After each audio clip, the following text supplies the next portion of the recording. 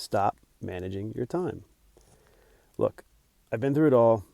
I've heard it from start to finish. I've spent years of my life trying to figure out the best way to manage my time. I'm not by any means saying I'm the best, but I've done a lot of crazy things, done a lot of experiments over the years to try to be the most efficient, most productive with my time. I've gone as far as even saying, you know what? I saw a guru online that said if you brush your teeth in the shower, you're going to save so much time in your day. I tried it. It was weird. It sucked. I stopped it. Look, time management is a thing that everybody talks about for years now, and I'm not saying it's not important. I think the focus that we put on it, though, is wrong. We're going to talk a little more about that today because I want to give you guys 3 things to focus on to help your time management, or instead of your time management, that will better position your day and get you off to a better start and better utilize your time.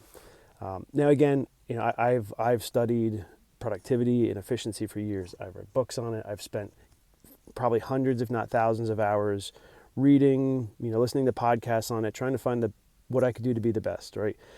You know, years ago, you'd hear all the online gurus saying, again, time management is the most important thing. We hear it from our bosses at work sometimes. We hear it from our family and our parents and our spouses.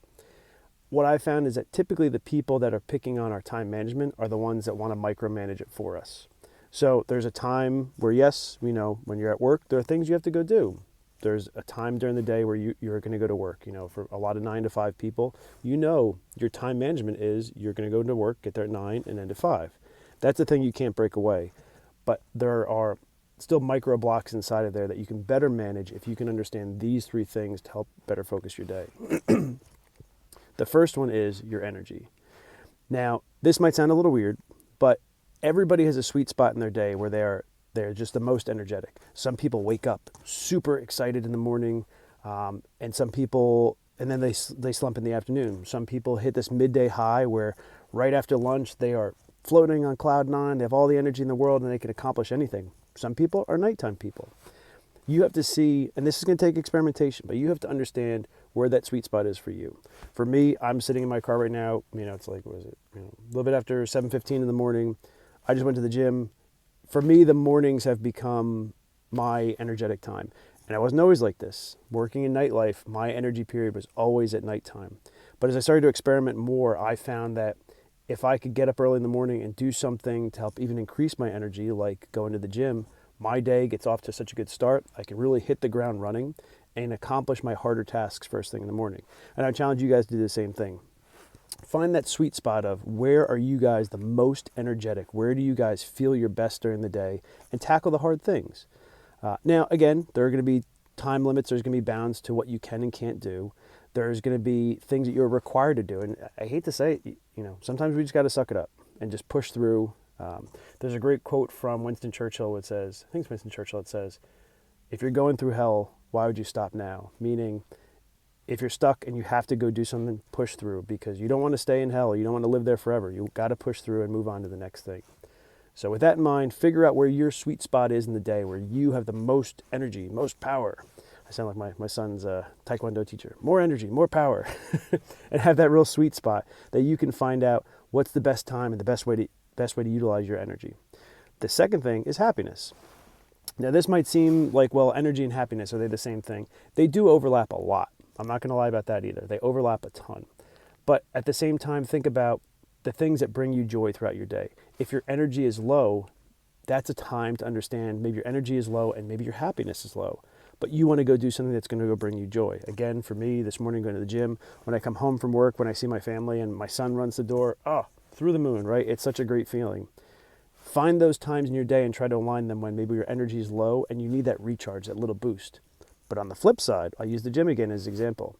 If you're a person who leaves work super pissed off every day, or something happens and like you want to focus that's your time to go to the gym, or that's your time to go play sports, or, you know, go box or whatever it is, because you want to let out that frustration. Your happiness is low, you're actually angry, and you want to go use that as motivation to go get in shape, go do that. But you have to understand yourself and understand how your day goes, understand your happiness and where those levels are and how they coincide with your energy. One other thing I'll lay out here too, it's a book by Austin Kleon called Show Your Work that I read a little while back. I'll put a link in the description. I love it. It's a really short book, great read, lots of pictures. It's very different from most books. It's not very wordy. It's very focused on very specific tasks that you can go do to better kind of build in public, which is, I guess, what I'm trying to do here a little bit. It was a great book, but there's one chapter in there that really stuck out in my mind, and it's called what he calls the vampire test. And it's really looking at what brings you energy, what brings you happiness, and what sucks the joy out of your life, like a vampire, right? So if something is destroying your life, it's making you miserable all the time, then remove yourself from that. Again, there's going to be times where, like, if you have a crummy day at work, you have to push through. But you'd be surprised, more often than not, we have more control over our lives, more control over the people we talk to, and more control over the people we interact with and the things we do than we probably want to admit to. Even if you have a job that you truly don't like, start looking for another one. There's always things you can do, decisions you can make to make a better decision for your life and a better path forward. So that's the first thing. First thing is energy. Second thing is happiness. Third thing is your intentions. And what I mean by that is, if you're going to do something, go do it. Don't putz around and kind of drag your feet. If you have to go to work, go to work. Focus on work. If you have to go and do a task, if you're going to go do something, make sure you're doing it intentionally. And on the flip side, right, that even means if you want to go, let's say your day is done, and it's time to go sit down on the couch and you want to recharge with your family and just watch TV, that's fine. But do it intentionally. Make sure you're there in the moment. Don't just get distracted by your phone. Use your time intentionally. We spend a ton of time on our phones. There's apps you can download. You can see your usage on your phone, and you can see how much time we really spend on things like social media, on different chat apps, different apps on your phone. But a lot of it is just time wasters. It's those 5 minutes of downtime here and there. So another great book, Atomic Habits by James Clear. He talks about being intentional with your time and like these little kind of 5-minute windows of where it doesn't seem like a lot, but you can get a lot done in 5 minutes. For example, this whole YouTube idea, this whole video idea for today, I was riding the bike yesterday at the gym and I said, hey, I have an idea for a video. I took a quick note.